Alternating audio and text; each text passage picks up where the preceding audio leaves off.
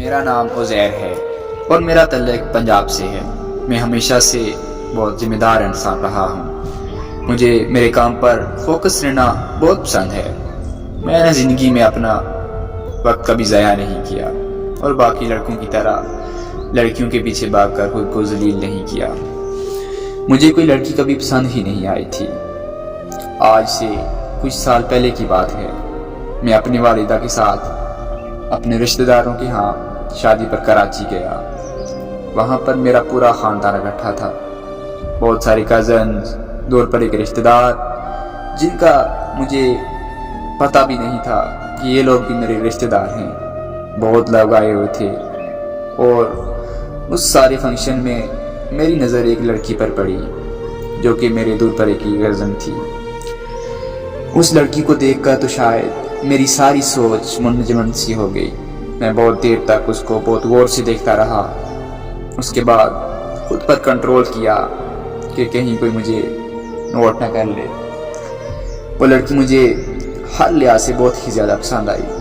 میرا دل چاہ رہا تھا کہ اسے فوراً یہ بات بتا دوں کہ تم کتنی دلکش اور حسین ہو، کاش تم میری بن جاؤ۔ یہ سب کچھ میں دل ہی دل میں سوچ رہا تھا، لیکن میں اس کو اپنے دل کا حال نہ بتا سکا۔ شادی ختم ہو گئی اور ہمارا واپسی کا سفر شروع ہو گیا۔ میرا واپس جانے کا ذرا بھی دل نہیں تھا۔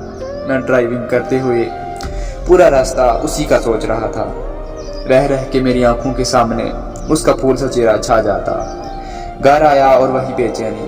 میں نے خود کو بہت روکا کہ اسے یاد نہ کروں، پر وہ لڑکی قیامت بن کر میرے دل و دماغ، میرے وجود، میرے ہوش و حواس کا حصہ بنتی جا رہی تھی۔ میں نہ چاہتے ہوئے بھی خود کو روک نہیں پا رہا تھا اس کی محبت سے۔ وہ لڑکی میرے دل کی گہرائیوں میں کہیں بہت گہرا اپنا نقش چھوڑ چکی تھی۔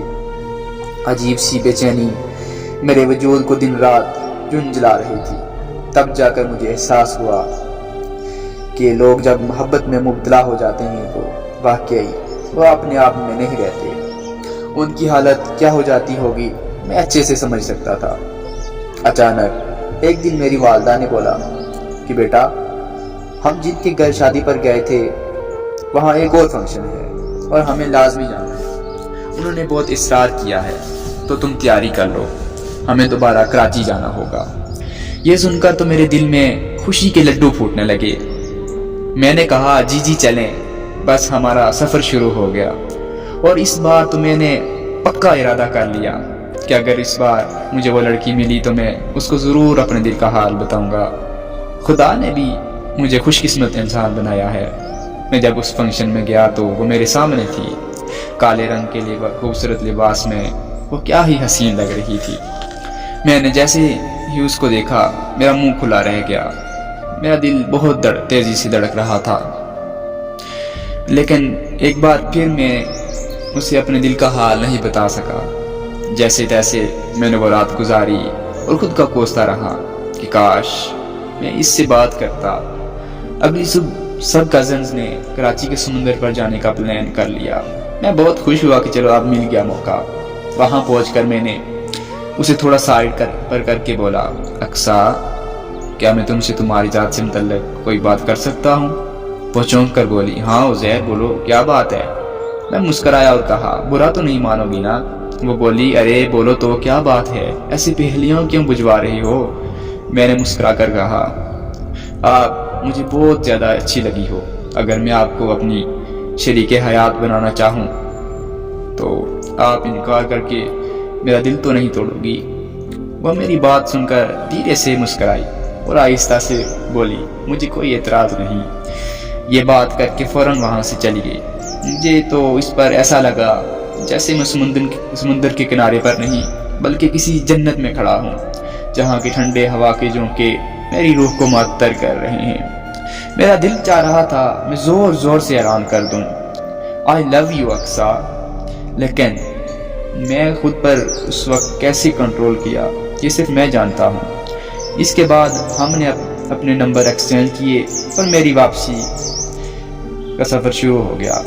میری واپسی پر میری حالت دوبارہ سے ویسی ہی تھی جیسے پہلی بار ہوئی تھی، بلکہ اس سے کہیں زیادہ بری حالت تھی۔